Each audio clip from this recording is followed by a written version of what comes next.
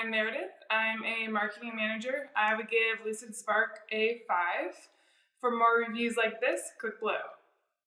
So when considering Lucid, didn't really look at a whole lot of other options. What we were using at the time really didn't have the capabilities at all that Lucid has as far as being able to create the different graphics and share easily. For sort of brainstorming and stuff, we were just using Dropbox paper, but Lucid has a lot of nice charts and templates pre-built in.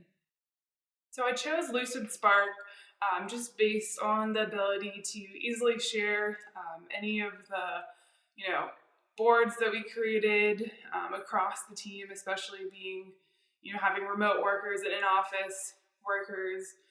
It's really easy to share a lot of information and give a really good view of the structure of something or the timeline.